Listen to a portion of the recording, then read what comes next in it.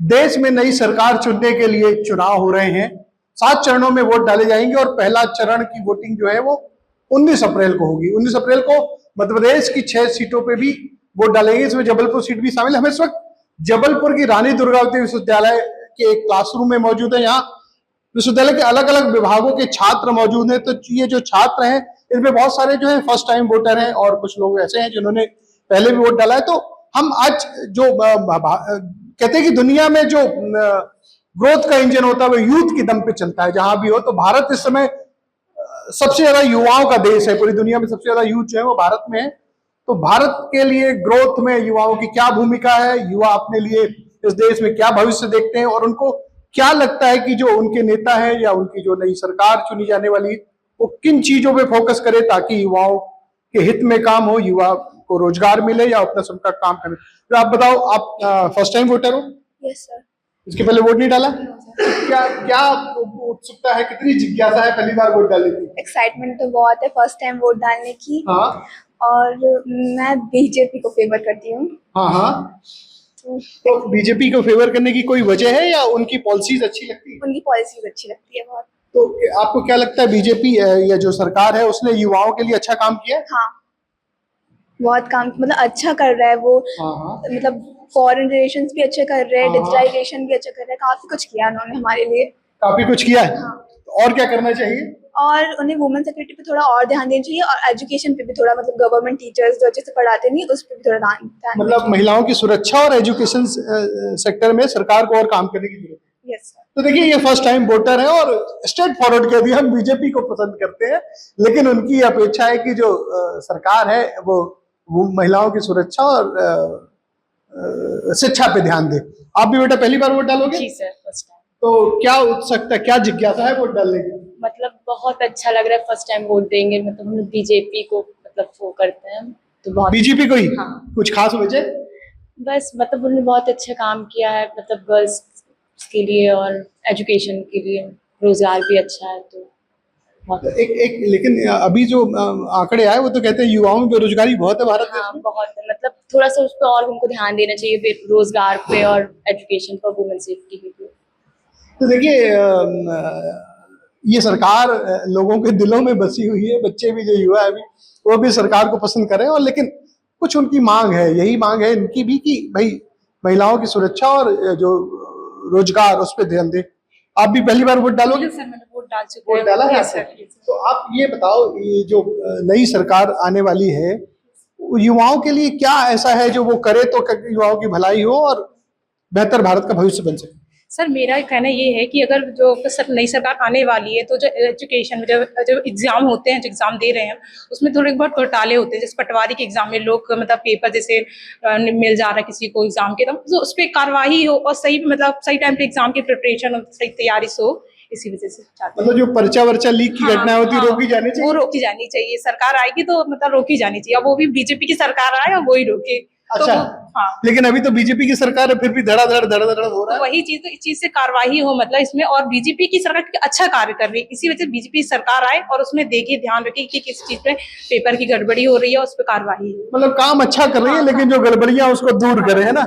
आपको क्या लगता है, भारत युवाओं का देश है जी, युवाओं के जो एस्पिरेशंस हैं वो देश की सरकारें पूरा कर रही है? सर बहुत हद तक तो बहुत उन्होंने सभी अपेक्षाएं पूरी कर रही हैं, बट सर कुछ चीज़ों में इनको और भी अपेक्षाएं पूरी करना चाहिए। जैसे सर आज के टाइम पे देखा जाए तो जो हमारा पर्यटक विभाग है, जो टूरिज्म है, भारत में अगर देखा जाए तो सर टूरिज्म के लिए बहुत ज़्यादा स्कोप है।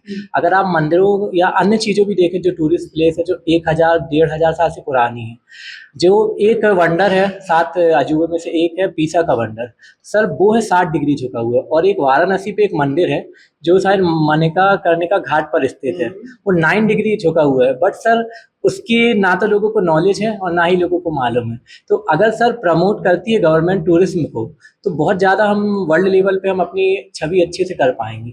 और बाकी वर्ल्ड में तो जो हमारी करंट सरकार है उनकी छवि बहुत ही अच्छी है, और वर्ल्ड में जो हमारे पीएम जी है मोदी जी, और उनकी छवि तो अभी नंबर 1 पॉपुलर नेताओं में है। तो मैं यही चाहूँगा कि गवर्नमेंट तो अच्छी है और वो फिर से आए, क्योंकि सर बीजेपी बहुत ही अच्छा काम कर रही है हर पॉलिसी पे। अगर फाइनेंस से रिलेटेड भी आप देखेंगे तो वर्ल्ड बैंक में जो भी हमारी है, हम अगर आज हमारी जो ऐसी क्रेडिट है, अगर हम किसी भी लोन के लिए अप्लाई करते हैं तो हमको क्रेडिट हमारी इतनी अच्छी थी कि वो हमारा बहुत ही जल्दी अप्रूव हो जाएगा। वर्ल्ड बैंक से लोन मिल रहा है, लेकिन यहाँ युवाओं को लोन नहीं मिल रहा है। तो प्रधानमंत्री की बहुत सारी योजनाएं ना, मुद्रा लोन, बैंक में केस जाते हैं, रिजेक्ट हो जाते हैं। सर उसका ये है कि सर उसके लिए गवर्नमेंट की तरफ से तो सर हो रहा है, बट यहाँ जो अधिकारी हैं सर उनमें बहुत सी गड़बड़ी कर देते हैं, क्योंकि अधिकारियों पे नकेल कौन कसेगा? सर वो तो गवर्नमेंट करेगी सर, क्योंकि तो देखिए ये मतलब प्रधानमंत्री मोदी की जो छवि है वो दुनिया में तो है ही, लेकिन युवाओं के बीच बहुत पॉपुलर है। अब और कुछ लोगों से पूछते हैं, आपको क्या ऐसा लगता है कि जो नई सरकार, अभी तो 10 साल से यही सरकार है, उसके काम से कितने संतुष्ट हो आप, और जो नई सरकार है उससे क्या अपेक्षा करते हैं? सर कल जैसे बीजेपी ने और कांग्रेस ने अपने अपने घोषणा पत्र जारी किए हैं। सर सरकार तमाम घोषणाएं करती हैं युवाओं के लिए। जैसे मोदी जी जब फर्स्ट टाइम प्रधानमंत्री बने थे तो युवाओं को बोला था हम 2 करोड़ भर्तियां लेके आएंगे, 2 करोड़ रोजगार देंगे, 2 करोड़ रोजगार देंगे। विपक्ष बहुत घेरता है इस मुद्दे पे। बिल्कुल बिल्कुल सर, विपक्ष के साथ साथ सर युवा भी क्वेश्चन करते हैं ये कि 2 करोड़ रोजगार कहाँ गए। स्किल इंडिया की बात करें तो लोगों को अप्रेंटिस कराई जाती है, स्किल्ड कराया जाता है। रेलवे में 8,000 रुपए में वो 1 साल की ट्रेनिंग देते हैं, उसके बाद उनका कहीं जिक्र नहीं होता, ना कहीं रेलवे की भर्ती आती, ना कहीं उनको कॉन्ट्रैक्ट बेस तक में जॉब नहीं मिलती अप्रेंटिस होने के बाद। सरकार इतने सारे अपने मुद्दे रखी अपने घोषणा पत्र में, कभी किसी सरकार ने, कांग्रेस ने या बीजेपी ने, ना मणिपुर पे बात की, ना हसदेव पे बात की, और लद्दाख में जो अभी इतने दिन से आंदोलन चल रहा है उस पर किसी सरकार ने बात नहीं की। ना कभी मीडिया दिखाती है, ना लोगों से कभी रूबरू कराती है कि हमारे देश की स्थिति एक्चुअल में है क्या। कभी आईटी सेक्टर में आप जाइए, आईटी सेक्टर के बच्चों से बात करिए। कोविड के टाइम लोगों के पास इतनी जॉब थी, बट आज के बाद उनको कंपनी बोलती है आप रिजाइन दो, उनको इतना प्रेशर डालती है, बच्चे रिजाइन दे के भाग के आते हैं, इतना प्रेशर आता है। युवाओं से सरकार बात ही नहीं करना चाहती। मोदी जी देश के प्रधानमंत्री है, एक बार आके वो रवीश कुमार ने उनसे बोला कि आप प्रेस कॉन्फ्रेंस करिए हमसे, मोदी जी आए नहीं, अक्षय कुमार से वो प्रेस कॉन्फ्रेंस कर रहे हैं। देखिए युवा ऐसा नहीं है कि वो सब कुछ मोदी मोदी कर रहा है, उसको पता है कि हमारे असल क्या मुद्दे हैं।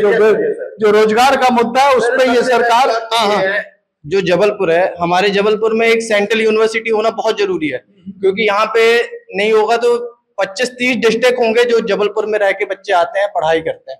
एक हमारे यहाँ पे रानी दुर्गावती यूनिवर्सिटी के साथ एक अच्छी सेंट्रल यूनिवर्सिटी होनी चाहिए, जिससे लोगों को बाहर ना जाना पड़े, दिल्ली मुंबई जैसे दूर जाके यहीं वो अच्छा एजुकेशन ले सके। तो देखिए ये कितना अच्छी बात है कि जबलपुर के हित की बात है कि एक सेंट्रल यूनिवर्सिटी यहाँ पर बनी चाहिए, जैसे एजुकेशन का हब बने और बच्चों को जो यहाँ है तो क्वालिटी एजुकेशन मिले और बाहर ना जाना पड़े। हमारे साथ कुछ और भी बच्चे बैठे हैं, आप बताएं कि अभी एक खबर आई IIT बॉम्बे के ग्रेजुएट को नौकरी नहीं मिली, तो क्या युवाओं के लिए सब कुछ हरा हरा है देश में या कुछ प्रॉब्लम है? प्रॉब्लम तो है सर बहुत सारी, मतलब कहीं अच्छा भी है और कहीं बुरा भी है ऐसा। यस सर, मतलब मिलना चाहिए। मतलब आप कहती हैं कि सरकार को बाकी सब चीजों के साथ साथ, मतलब राम के साथ रोटी का भी ध्यान रखना चाहिए। हाँ, यस सर।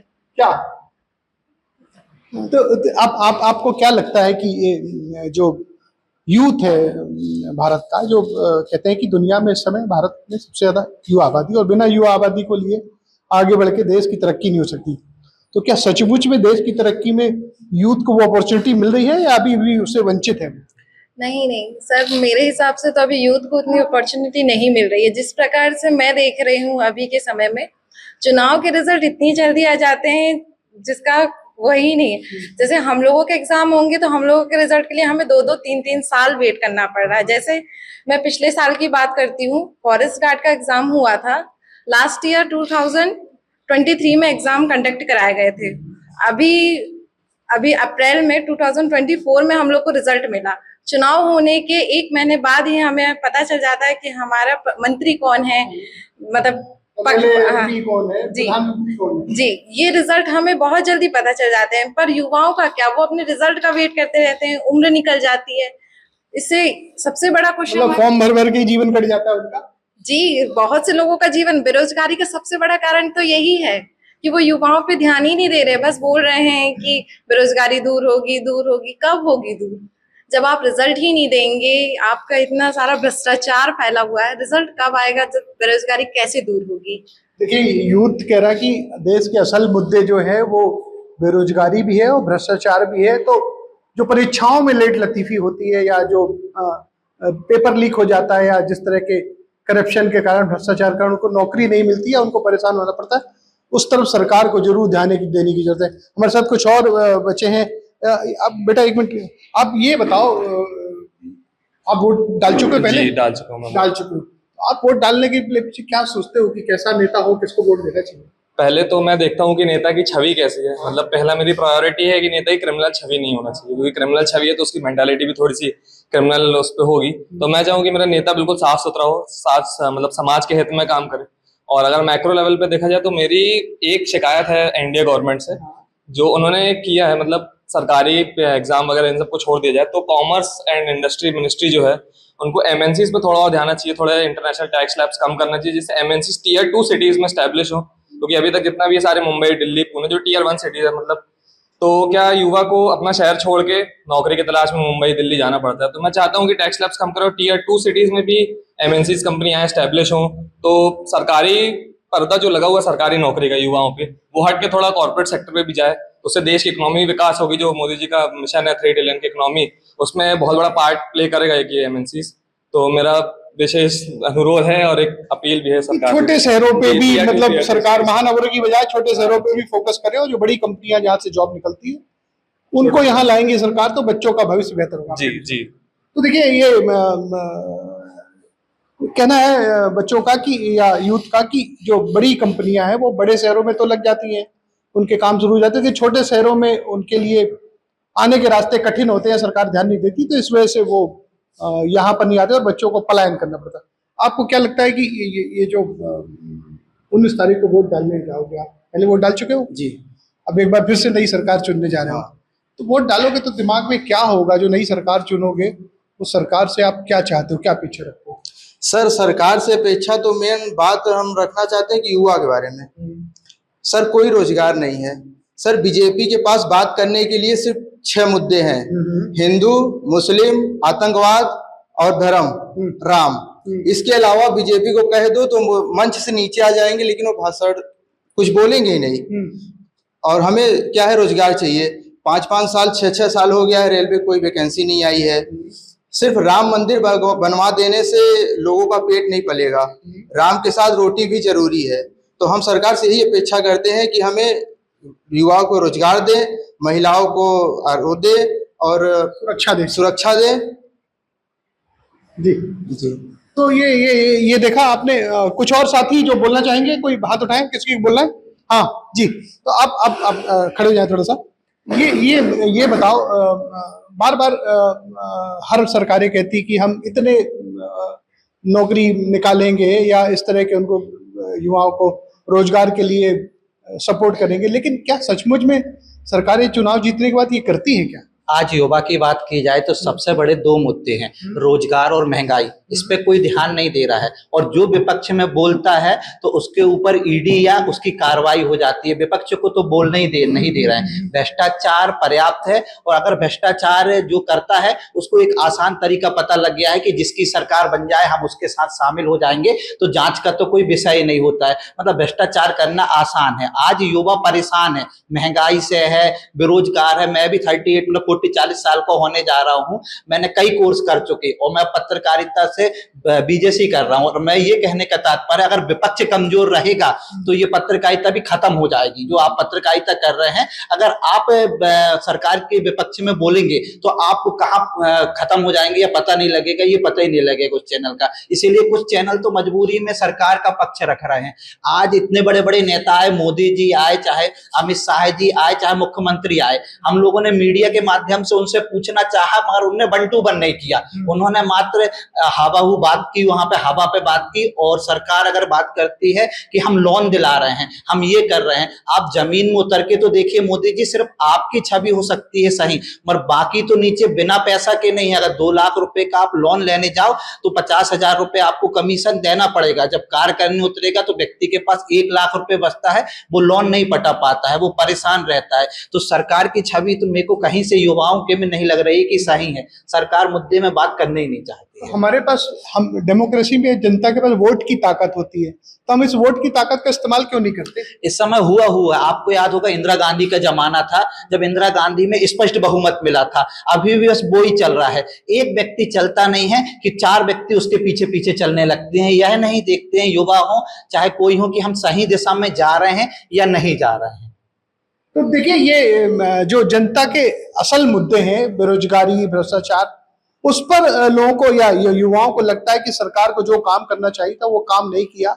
उनको ये भी महसूस होता है कि जो इस देश में विपक्ष होना चाहिए उसकी कमजोरी के कारण शायद ये सरकार निरंकुश है, या जनता के जो वास्तविक मुद्दे उन पर ध्यान नहीं दे रही, और जो सनातन, राम या मंदिर, इन मुद्दों पे सरकार लोगों को बहलाती है, भरमाती है और वेट ले जाती है। तो और ये युवाओं का साफ कहना है कि अगर जब तक यूथ के लिए योजनाएं नहीं होंगी, यूथ को नौकरी नहीं मिलेगी या रोजगार नहीं मिलेगा, तब तक देश का ग्रोथ या विकास संभव नहीं है। और जो 3 ट्रिलियन की इकोनॉमी बनाने की बात चल रही है वो शायद दूर की कौड़ी हो सकती है।